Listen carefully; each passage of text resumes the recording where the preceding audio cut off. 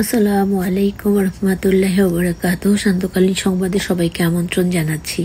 আমি তোমাদের আখি গ্যালারি। প্রতিদিনের মতো প্রথমে রাখব সংবাদ শিরোনামগুলো দেশ বিদেশের, তারপরে বিস্তারিত খবর।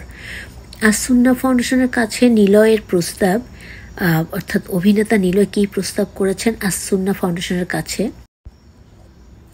আজকের খবরগুলো দৈনিক ইত্তেফাক থেকে নেয়া। এ মাসেও বন্যার আশঙ্কা, এখনও পানিবন্দী 7 লাখ পরিবার, ক্ষতিগ্রস্ত 53 লাখ মানুষ।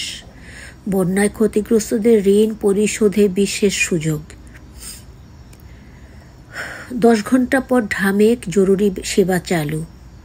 ভারতে পালাতে চাওয়া 11 বাংলাদেশিকে সুন্দরবনে রেখে পালিয়েছে দালাল। আন্তর্জাতিক সংবাদ। ঘূর্ণিঝড় আসনায় পাকিস্তানের 26 জনের প্রাণহানি। বয়স ধরে রাখবে ডায়াবেটিসের ওষুধ।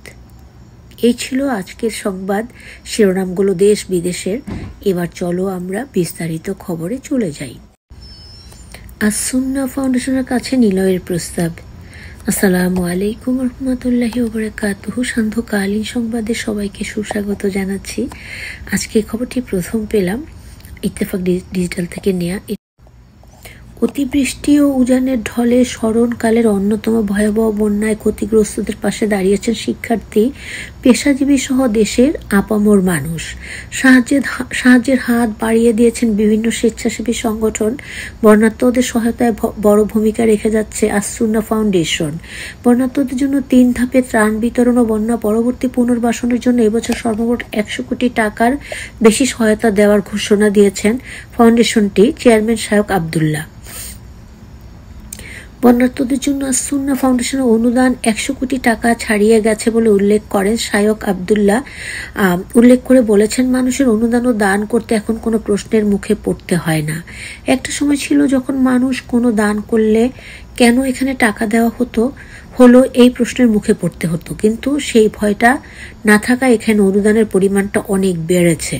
ইসলামিক এই স্কলার বলেন, সর্বমোট 1,60,000 পরিবারের জন্য খাবারের আয়োজন সহ আরও 5,000 পরিবারের জন্য থাকবে পুনর্বাসন কার্যক্রম। বন্যা পরবর্তী পুনর্বাসনের দেওয়া হবে টিন, নগদ টাকা। সর্বসাকুল্যে কার্যক্রম পরিচালনা করব ইনশাআল্লাহ।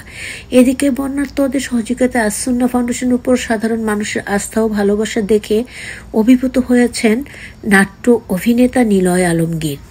কোনো সংগঠনের প্রতি এমন বিশ্বাস এই অভিনেতাকে মুগ্ধ করেছে, যে কারণে আসুন্না ফাউন্ডেশনকে নিয়ে তিনি নিজের একটি প্রস্তাবের কথা জানিয়েছেন। তিনি বলেন, রোববার 1 সেপ্টেম্বর দুপুরে নিজের ভেরিফাইড ফেসবুক পেজ থেকে দেওয়া এক স্ট্যাটাসে এই অভিনেতা লিখেছেন, আসুন্না ফাউন্ডেশনকে মানুষ কতটা ভালোবাসে, কতটা বিশ্বাস করে, যে মাত্র অল্প কয়েকদিনের 100 কোটি টাকা দিয়েছে শুধুমাত্র বন্যার্তদের সাহায্যের জন্য। এরপর নিলয় লেখেন, বাংলাদেশের প্রত্যেকটা জেলাতে যদি আসুন্না ফাউন্ডেশন থাকে হাসপাতালে বানানোর প্রজেক্ট নিত তাহলে কেমন হতো, যেখানে সুচিকিৎসার ব্যবস্থা থাকবে এবং সুবিধা বঞ্চিতদের জন্য ফ্রিতে চিকিৎসার ব্যবস্থা থাকবে। আমার মনে হয় সবাই মিলে সহযোগিতা করলে এটাও অসম্ভবের কিছু না। অভিনেতার স্ট্যাটাসে একজন মন্তব্য করেন, ভাই, সরকারি স্বাস্থ্য কমপ্লেক্সগুলো তো আছেই, সেখানে তো ফ্রিতে চিকিৎসা দেয়া হয়, হাসপাতালগুলো সংস্কার করলেও হবে। জবাবে নিলয় লিখেছেন, মানুষ ঠিকমতো সেবা পায় না বলেই সবার অভিযোগ মানুষের আস্থা নেই। এ মাসেও বন্যার আশঙ্কা, দেশের পূর্বাঞ্চল সহ 12 জেলায় স্মরণকালের ভয়াবহ বন্যা পরিস্থিতির কিছুটা উন্নতি হয়েছে। বৃষ্টিপাত হ্রাস পাওয়ায় পরিস্থিতি অনেকটা স্বাভাবিক হতে শুরু করেছে। বেরিয়ে আসছে ক্ষত বিধ্বস্ত অবয়ব। তবে সহসা বিদায় নিচ্ছে না বর্ষাবাহী মৌসুমি বায়ু। দীর্ঘমেয়াদী পূর্বাভাসে আবহাওয়া দপ্তর জানিয়েছে, চলতি সেপ্টেম্বর মাসে আরেক দফা বন্যা আঘাত হানতে পারে। এই স্বল্পকালীন বন্যার কারণ হতে পারে ভারী বর্ষণ এবং ভারত থেকে নেমে আসা ঢল। আবহাওয়া দপ্তরের আবহাওয়াবিদ ডক্টর মোহাম্মদ সাদেকুল ইসলাম জানিয়েছেন, এ মাসে দেশে স্বাভাবিক বৃষ্টিপাতের সম্ভাবনা রয়েছে। বঙ্গোপসাগরে 1-2টি বর্ষাকালীন লঘুচাপ সৃষ্টি হতে পারে, যার ফলে যার মধ্যে একটি মৌসুমি নিম্নচাপে পরিণত হতে পারে। এই সেপ্টেম্বর মাসে দেশের উত্তরাঞ্চল ও উত্তর পূর্বাঞ্চল ও দক্ষিণ পূর্বাঞ্চলে মৌসুমি ভারী বৃষ্টিপাতজনিত কারণে কতিপয় স্থানে স্বল্পমেয়াদী বন্যা পরিস্থিতির সৃষ্টি হতে পারে। এছাড়া দেশের উত্তর ও মধ্যাঞ্চলে 2-3 দিন মাঝারি ধরনের বজ্রঝড় এবং সারা দেশে 3 থেকে 5 দিন হালকা বজ্রঝড়ের শঙ্কা রয়েছে। দেশে বিচ্ছিন্নভাবে 1-2টি মৃদু 36-38 ডিগ্রি সেলসিয়াস তাপপ্রবাহ বয়ে যেতে পারে। এ মাসে দিন ও রাতের তাপমাত্রা স্বাভাবিক অপেক্ষা সামান্য বেশি থাকতে পারে। আবহাওয়াবিদ বজলুর রশিদ বলেন, মৌসুমি বায়ু কম সক্রিয় রয়েছে, এ কারণে বৃষ্টি কমে গেছে। তবে আজ সোমবারের মধ্যে মৌসুমি বায়ু আবারও শক্তি অর্জন করতে পারে। এতে বৃষ্টির পরিমাণ বাড়তে পারে, যা কয়েকদিন স্থায়ী হতে পারে। আবহাওয়াবিদ ডক্টর আবুল কালাম মল্লিক বলেন, মৌসুমি বায়ু বিদায় নেওয়ার সময় এখনও আসেনি। ভারী বৃষ্টি উজানের ঢলের কারণে আরেকটি স্বল্পমেয়াদী বন্যার আশঙ্কা করা হচ্ছে। তিনি জানান, উত্তর অন্ধ্র, দক্ষিণ উড়িষ্যা উপকূলীয় এলাকার অদূরে পশ্চিম মধ্য মহাসাগর ও সংলগ্ন উত্তর পশ্চিম বঙ্গোপসাগর এলাকা অবস্থানরত মৌসুমি নিম্নচাপটি উত্তর পশ্চিম দিকে এগিয়ে গিয়ে গতকাল রবিবার ভোরে কলিঙ্গপাত্তামের কাছ থেকে উত্তর অন্ধ্র, দক্ষিণ উড়িষ্যা উপকূল অতিক্রম করেছে। এটি আরও উত্তর পশ্চিম দিকে অগ্রসর হতে পারে। মৌসুমি বায়ুর অক্ষের বর্ধিয়াংশ রাজস্থান, মধ্যপ্রদেশ ও নিম্নচাপের কেন্দ্রস্থল গাঙ্গেয় পশ্চিমবঙ্গ ও বাংলাদেশ হয়ে আসাম পর্যন্ত বিস্তৃত রয়েছে। এদিকে ভারতের আবহাওয়া অধিদপ্তরের পরিচালক মৃত্যুঞ্জয় মহাপাত্র গতকাল এক ভার্চুয়াল সংবাদ সম্মেলনে বলেছেন, জলবায়ু পরিবর্তনজনিত কারণে এবছরের বর্ষাকালের স্থায়িত্ব একটু বেশি হবে। চলতি সেপ্টেম্বর বিগত 50 বছরের গড়ের তুলনায় 109% বেশি বৃষ্টিপাত হতে পারে। আবহাওয়া অফিস জানিয়েছে, আজ সোমবার সকাল 9টা থেকে পরবর্তী 24 ঘন্টায় রংপুর, ঢাকা, ময়মনসিংহ, চট্টগ্রাম ও সিলেট বিভাগের অনেক জায়গা এবং রাজশাহী, খুলনা, বরিশাল বিভাগের কিছু কিছু জায়গায় অস্থায়ীভাবে দমকা হাওয়া সহ হালকা থেকে মাঝারি ধরনের বৃষ্টি, বজ্রসহ বৃষ্টি হতে পারে। সেই সঙ্গে দেশের কোথাও কোথাও মাঝারি ধরনের ভারী থেকে ভারী বর্ষণ হতে পারে এবং সারা দেশে দিন ও রাতের তাপমাত্রা প্রায় অপরিবর্তিত থাকবে। এখনও পানিবন্দী 7 লাখ পরিবার, ক্ষতিগ্রস্ত 53 লাখ মানুষ। বন্যায় আক্রান্ত 11 জেলার মধ্যে 7 জেলায় বন্যা পরিস্থিতি সম্পূর্ণ স্বাভাবিক। জেলাগুলো হলো চট্টগ্রাম, ফেনী, খাগড়াছড়ি, হবিগঞ্জ, সিলেট, ব্রাহ্মণবাড়িয়া ও কক্সবাজার। এছাড়া মৌলভীবাজারে বন্যা পরিস্থিতির উন্নতি হয়েছে। কুমিল্লা, নোয়াখালী ও লক্ষ্মীপুর জেলার বন্যা পরিস্থিতি ক্রমশ উন্নতি হচ্ছে। এখনও 7,05,052টি পরিবার পানিবন্দী। ক্ষতিগ্রস্ত মানুষের সংখ্যা 53,06,402 জন। গতকাল রবিবার দুর্যোগ ব্যবস্থাপনা ও ত্রাণ মন্ত্রণালয়ের প্রেস বিজ্ঞপ্তিতে দেশের চলমান বন্যা সম্পর্কে বিশেষ তথ্য জানানো হয়। পরে অন্তর্বর্তীকালীন সরকারের প্রধান উপদেষ্টার প্রেস উইং থেকেও সংক্রান্ত বিষয়ে সংবাদ বিজ্ঞপ্তিতে পাঠানো হয়। দুর্যোগ ব্যবস্থাপনা ও ত্রাণ মন্ত্রণালয়ের বরাত দিয়ে প্রধান উপদেষ্টার প্রেস উইং জানায়, এখনও দেশের বন্যা আক্রান্ত জেলায় 11টি। সেগুলো হলো ফেনী, কুমিল্লা, চট্টগ্রাম, খাগড়াছড়ি, নোয়াখালী, মৌলভীবাজার, হবিগঞ্জ, ব্রাহ্মণবাড়িয়া, সিলেট, লক্ষ্মীপুর এবং কক্সবাজার। এখনও দেশের 68টি উপজেলায় বন্যা প্লাবিত ক্ষতিগ্রস্ত ইউনিয়ন বা পৌরসভা রয়েছে 504টি বলে জানিয়েছে মন্ত্রণালয়। বন্যায় গতকাল নতুন করে কেউ মারা যায়নি। এই পর্যন্ত 59 জনের মৃত্যুর তথ্য জানা গেছে। তাদের মধ্যে পুরুষ হলো 41 জন, নারী 6 জন, শিশু 12 জন। এদের মধ্যে কুমিল্লায় মারা গেছেন 14 জন, ফেনীতে 23 জন, চট্টগ্রামে 6 জন, খাগড়াছড়িতে 1 জন, নোয়াখালীতে 9 জন, ব্রাহ্মণবাড়িয়া 1 জন, লক্ষ্মীপুরে 1 জন, কক্সবাজার 3 জন এবং মৌলভীবাজারে 1 জন। এছাড়া এ সময় মৌলভীবাজারে 1 জন নিখোঁজ রয়েছেন বলেও জানানো হয়েছে। বন্যায় ক্ষতিগ্রস্তদের ঋণ পরিশোধে বিশেষ সুযোগ। সাম্প্রতিক বন্যায় ক্ষতিগ্রস্ত কৃষক এবং সিএমএসএমই উদ্যোক্তাদের ঋণের কিস্তি পরিশোধে বিশেষ সুযোগ দিয়েছে কেন্দ্রীয় ব্যাংক। ক্ষতিগ্রস্ত এলাকাগুলোর কৃষক ও উদ্যোক্তারা আগস্ট মাসের কিস্তি 3 মাস পরে পরিশোধ করতে পারেন। রোববার 1 অগস্ট বাংলাদেশ ব্যাংকের ব্যাংকিং প্রবিধি ও নীতি বিভাগ এ সংক্রান্ত সার্কুলার জারি করেছে। সার্কুলারে বলা হয়, সাম্প্রতিক বন্যায় কর্মকাণ্ড অব্যাহত রাখতে ফেনী, নোয়াখালী, লক্ষ্মীপুর, কুমিল্লা, চট্টগ্রাম সহ দুর্যোগ ব্যবস্থাপনা ত্রাণ মন্ত্রণালয় কর্তৃক চিহ্নিত অন্যান্য বন্যা কবলিত অঞ্চলের 1 জুলাইয়ের বিদ্যমান অশ্রেণীকৃত খেলাপি স্বল্পমেয়াদী কৃষি এবং সিএমএসএমই ঋণ পরিশোধ করার সমন্বয় সহজ করার নির্দেশনা দেওয়া হলো। নির্দেশনা অনুযায়ী বন্যায় ক্ষতিগ্রস্ত এলাকাগুলোর স্বল্পমেয়াদী কৃষি এবং সিএমএসএমই খাতের মেয়াদী ঋণ গ্রহীতারা অগাস্ট থেকে অক্টোবর মাসের ঋণের কিস্তি সংশ্লিষ্ট ঋণের মেয়াদ শেষ হওয়ার পরবর্তী 3 মাসের মধ্যে পরিশোধ করতে পারবেন।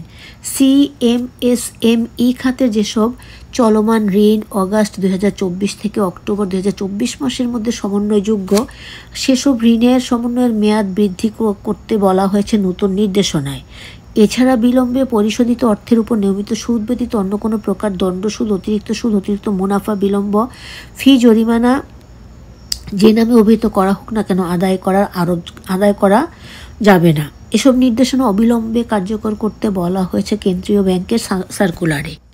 10 ঘন্টা পর ঢামেকের জরুরি সেবা চালু। ঢাকা মেডিকেল কলেজ হাসপাতালে চিকিৎসকদের ওপর হামলার ঘটনায় প্রায় 10 ঘন্টা বন্ধ থাকার পর সচল হলো জরুরি স্বাস্থ্য সেবা বিভাগ। এর আগে সকাল 9:30 থেকে ঢামেকে অর্থাৎ ঢাকা মেডিকেলে বন্ধ ছিল জরুরি সেবা কার্য। হাসপাতালের পরিচালক এসে টিকিট কাউন্টার খুলে দেওয়ার নির্দেশ দেন। এরপরই তালা খুলে দেওয়া হয়। এ সময় জরুরি বিভাগের গেটে এবং হাসপাতালের ভেতরে অসংখ্য সেনাবাহিনী ও বিজেপির সদস্যরা উপস্থিত ছিলেন। এ সময় হাসপাতাল পরিচালক বলেন, আমরা এখন হাসপাতালে জরুরি স্বাস্থ্যসেবা চালু করেছি। এখানে চিকিৎসকদের পর্যাপ্ত নিরাপত্তা নিশ্চিত করেছি। জরুরি বিভাগের পাশাপাশি আইসিইউ, সিসিইউ, এইচডিইউ সহ জরুরি স্বাস্থ্যসেবাগুলো চালু হয়েছে। আন্দোলনকারীদের দাবির প্রেক্ষিতে ব্যবস্থা নেওয়া হয়েছে। এখন থাকছে আন্তর্জাতিক সংবাদ। ভারতে পালাতে যাওয়া 11 বাংলাদেশিকে সুন্দরবনে রেখে পালিয়েছে দালাল। ভারতে পালাতে গিয়ে দেশটির সুন্দরবনে আটকা পড়েন 11 বাংলাদেশি। শেষ পর্যন্ত তাদের উদ্ধার করেন ভারতীয় বন দপ্তরের কর্মীরা। ভারতে অবৈধ অনুপ্রবেশের দায়ে তাদের আটক করা হয়। ভারতীয় সংবাদ মাধ্যম আজকালের প্রতিবেদনে এই তথ্য জানানো হয়েছে। শিশু ছাড়াও তাদের মধ্যে 5 নারী ও 1 পুরুষ রয়েছেন। বেআইনিভাবে ভারতে প্রবেশের দায়ে তাদের আলিপুর আদালতে তোলা হয়েছে। ভারতীয় সংবাদ মাধ্যম বলছে, ওই 11 বাংলাদেশি সকলের বাড়ি বাংলাদেশের খুলনায়। সাবেক প্রধানমন্ত্রী শেখ হাসিনার পদত্যাগ দেশ ছেড়ে পালিয়ে যাওয়ার পর তারা বিপাকে পড়েন। তারা জানিয়েছেন, পরিস্থিতি এমন জায়গায় পৌঁছায় যে দেশ ছাড়তে বাধ্য হন তারা। এক পর্যায়ে ভারত পালিয়ে যেতে এক দালালের শরণাপন্ন হন তারা। এদের মধ্যে এক নারী জানিয়েছেন, দালালের সঙ্গে 45,000 টাকা চুক্তি হয়েছে, কিন্তু ভারতে নিয়ে এসে দালাল তাদের জঙ্গলে ফেলে দিয়ে পালিয়ে যান। শেষ পর্যন্ত টহলদারির সময় বন দপ্তরে কর্মীদের নজরে পড়েন তাদের সবাইকে সুন্দরবন কোস্টাল থানার পুলিশের হাতে তুলে দেওয়া হয়। এদের মধ্যে পুরুষদের হেফাজতে নিয়ে জিজ্ঞাসাবাদ করতে চাইছে পুলিশ। ঘূর্ণিঝড় আসনায় পাকিস্তানের 26 জনের প্রাণহানি। পাকিস্তানের উপকূল থেকেও দূরে সরে যাচ্ছে ঘূর্ণিঝড় আসনা। শনিবার ঝড়টি করাচি থেকে 200 কিলোমিটার দক্ষিণ পশ্চিম দিকে সরে গেছে বলে জানিয়েছে পাকিস্তান আবহাওয়া অধিদপ্তর পিএমডি। তবে ঘূর্ণিঝড়ের প্রভাবে ব্যাপক বৃষ্টিপাতের ফলে উপকূলীয় অঞ্চলে অন্তত 26 জনের মৃত্যু হয়েছে বলে জানা গেছে। পিএমডি অনুসারে ঘূর্ণিঝড় আসনা উপকূলীয় অঞ্চলে সরাসরি কোনো হুমকি তৈরি করেনি। তবে এর প্রভাবে শুক্র শনিবার সিন্ধু বেলুচিস্তানের বেশ কয়েকটি শহরে ঝড়ো হাওয়া ও মাঝারি থেকে ভারী বর্ষণ হচ্ছে। অবিরাম বৃষ্টিপাতের ফলে সৃষ্ট ভূমিধসে ও উত্তরাঞ্চলীয় আপার দিকে বাড়ির ছাদ ধসে একই পরিবার 13 জনের মৃত্যু হয়েছে। বেলুচিস্তানের বেশ কয়েকটি এলাকায় হঠাৎ বন্যায় ভেসে গেছে আরও 13 জন। আবহাওয়া অফিস জানিয়েছে, ঘূর্ণিঝড়টি আরও পশ্চিম ও দক্ষিণ পশ্চিম দিকে সরে গেছে। সেই সঙ্গে ঘন্টার মধ্যে এটি আরও দুর্বল হতে পারে। তবে এর প্রভাবে করাচি ও বেলুচিস্তানের বেশ কয়েকটি এলাকায় বজ্রসহ ভারী বৃষ্টি ও ঝড়ো হাওয়া বয়ে যেতে পারে। তবে তা ঘন্টায় 60 থেকে 70 কিলোমিটার বেগেরও বেশি হতে পারে। সিন্ধুর মৎস্যজীবীদের শনিবার সমুদ্রে না যেতে ও বেলুচিস্তানের জেলেদের রবিবার পর্যন্ত না যেতে পরামর্শ দেওয়া হয়েছে। ডায়াবেটিসের রোগীদের জন্য সুখবর, বয়স ধরে রাখবে ডায়াবেটিসের ঔষধ। ডায়াবেটিস টু ডায়াবেটিস এবং স্থূলতা চিকিৎসায় ব্যবহৃত একটি ওষুধ মানুষের বার্ধক্যের প্রক্রিয়াকে ধীরগতি করতে পারে বলে বিশ্বাস করেছেন গবেষকরা। এই ওষুধটির নাম সেমাগ্লুটাইড, যা ওজেম্পিক নামে পরিচিত। সাম্প্রতিক কিছু গবেষণার পর ইয়েল স্কুল অব মেডিসিনের প্রফেসর হারলান ক্রুমহলজ বলেছেন, বয়সের উপরে এই ওষুধের প্রভাব আমাদের ধারণার চেয়ে অনেক বেশি। গবেষণা থেকে দেখা গেছে যে ওষুধটি হার্ট ফেইলর, আর্থ্রাইটিস, আলজেইমার এবং এমনকি ক্যান্সারের মতো বিভিন্ন রোগের চিকিৎসাও ব্যবহার করা যেতে পারে। এভাবে মানুষের স্বাস্থ্য উন্নত করলে বার্ধক্য প্রক্রিয়া ধীর হতে পারে। ইউরোপীয় কার্ডিওলজি সম্মেলন 2024-এ প্রফেসর ক্রুমহলজ বলেছিলেন, এই ফলাফলে আমি মোটেও অবাক হচ্ছি না। এই বৈপ্লবিক ওষুধ রক্ত সংবহন তন্ত্রের যত্নে বিপ্লব ঘটাতে পারে, ফলে এই প্রত্যঙ্গসমূহের স্বাস্থ্যের ক্ষেত্রে নাটকীয় উন্নতি হতে পারে। সিলেক্ট ট্রায়ালের অংশ হিসেবে পরিচালিত এই গবেষণাগুলো 17,600-এর বেশি ব্যক্তির উপর চালানো হয়েছে। এদের বয়স ছিল 45 বছর বা তার থেকে বেশি। তাদের 3 বছরের বেশি সময় ধরে 2.4 মিগ্রা সেমাগ্লুটাইড বা প্লেসবো দেওয়া হয়েছিল। অংশকারীরা স্থূল বা অতিরিক্ত ওজনধারী ছিল এবং তাদের কার্ডিওভাস্কুলার রোগ ছিল, তবে ডায়াবেটিক ছিল না। গবেষকরা দেখেছেন যারা এই ওষুধটি নিয়েছিলেন তাদের মৃত্যুর হার কম ছিল। এদের কার্ডিওভাস্কুলার সমস্যা কম হয়েছে। কোভিড-19 আক্রান্ত হলেও এদের মৃত্যুর হার উল্লেখযোগ্য হারে কম ছিল। সেমাগ্লুটাইড নেওয়া অংশকারীদের মধ্যে মাত্র 2.6% কোভিডে মারা যান, আর প্লেসবো অংশকারীদের মধ্যে হার ছিল মাত্র 3.1%। এসব ওষুধ নারী পুরুষ নির্বিশেষে হৃদরোগের ঝুঁকি কমিয়ে দেয়। তবে বিশেষজ্ঞরা সতর্ক করেছেন যে ওষুধটি কোনো দ্রুত সমাধান নয় এবং স্বাস্থ্যকর খাদ্যাভ্যাস এবং ব্যায়ামের বিকল্পও নয়। এটি শুধুমাত্র চিকিৎসকদের তত্ত্বাবধানে দেওয়া উচিত। যে কোনো ওষুধের মতো এর পার্শ্ব প্রতিক্রিয়া ঝুঁকি হতে পারে। বয়স নিয়ন্ত্রণের ক্ষেত্রে গণহারে প্রয়োগের ব্যাপারে এটি এখনও গবেষণা পর্যায়ে আছে। আশা করা হচ্ছে অদূর ভবিষ্যতে বিজ্ঞানীরা এটি সাধারণের নাগালের মধ্যে নিয়ে আসতে পারবেন। এই ছিল আজকের সান্ধ্যকালীন দেশ বিদেশের খবর। পুরো খবরটি জুড়ে প্রতিদিনের মতো ছিলাম আমি, তোমাদের আখি গ্যালারি। তোমরা আমার পাশে থাকবে এবং প্রতিদিন এমনি করে জানা অজানা নতুন সব খবর পেয়ে যাবে। তাহলে আজকে সান্ধ্য খবর এখানেই ইতি টানছি।